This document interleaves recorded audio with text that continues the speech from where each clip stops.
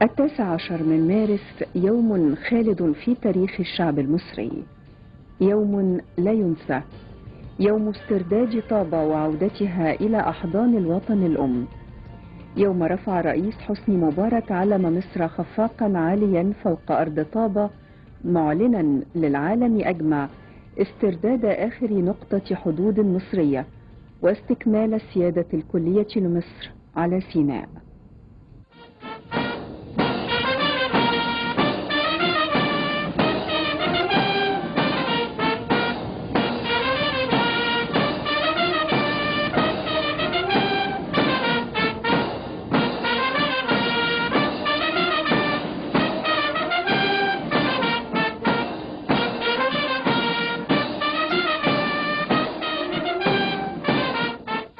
لقد ارتفع علم مصر على أرض طابة، ولن ينتكس علم مصر أبدا. سوف يظل علم مصر شامخا خفاقا على بركة الله. ملحمة طابة من الأحداث الهامة التي فرضت نفسها على الوجدان الوطني المصري، بل على الوجدان القومي العربي. فبالرغم من أن طابة قطعة صغيرة من الأرض لا تتجاوز مساحتها 1020 مترا، إلا أن مصر كانت ترى دائما ولا تزال أن أرض الوطن لا تقبل التجزئة، وأن كل حبة رمل في منطقة طابة تمثل مصر كلها، لأنها جزء من ترابها، فطابة هي رمز للسيادة المصرية.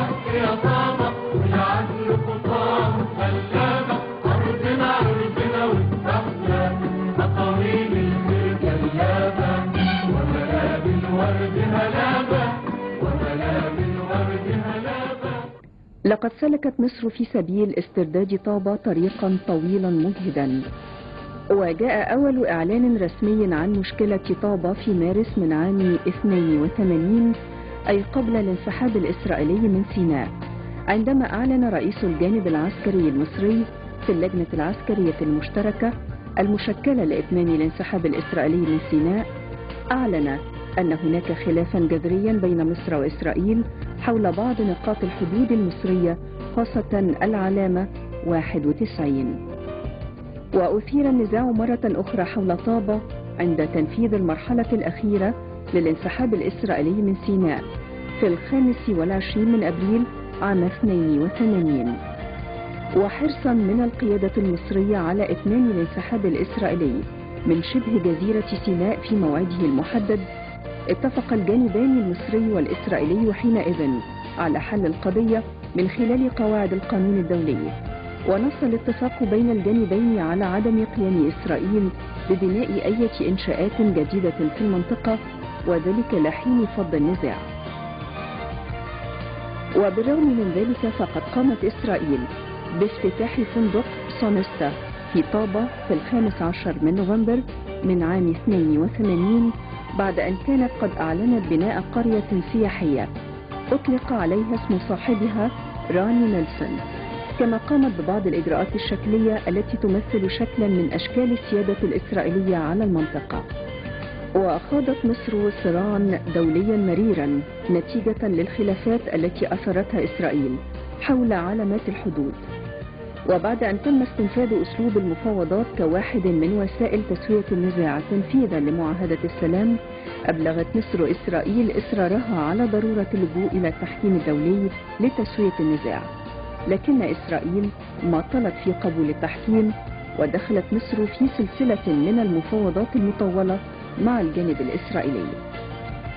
وتمسكت مصر بالتحكيم، ولم توافق إسرائيل عليه إلا بعد 45 شهرا، أي في 13 من مايو من عام 86، حينما وقعت إسرائيل على مشارطة التحكيم استجابة لوجهة النظر المصرية. ومن ثم انتقلت المفاوضات بين الجانبين والتي جرت بالتناوب في كل من مصر وإسرائيل إلى طور جديد من أطوارها، وهو محاولة صياغة مشارطة التحكيم والاتفاق على تفصيلاتها. من أهمية البعد الوطني والقومي لقضية طابة، أصدرت القيادة السياسية قرارا بتشكيل الهيئة القومية العليا لطابة، وقدمت هذه اللجنة أبرز الكفاءات الوطنية في التاريخ والجغرافيا والقانون، وكان تشكيلها ظاهرة حضارية في تاريخ الدبلوماسية المصرية، حيث أخذت على عاتقها إدارة الصراع في هذه القضية من الألف إلى الياء، مسترشدة بتوجيهات الرئيس مبارك. وبعد عامين كاملين من بداية الجلسات، وفي 29 من سبتمبر من عام 88 كان العالم أجمع على موعد لمشاهدة الفصل الأخير من ملف قضية طابة. وفي جلسة تاريخية وفي قاعة البرلمان بجنيف، أعلن القاضي السويدي جونار لاجرجرين رئيس هيئة التحكيم الدولي، أعلن الحكم الذي صدر بأغلبية 4 أعضاء ومعارضة عضو واحد هو ممثل إسرائيل.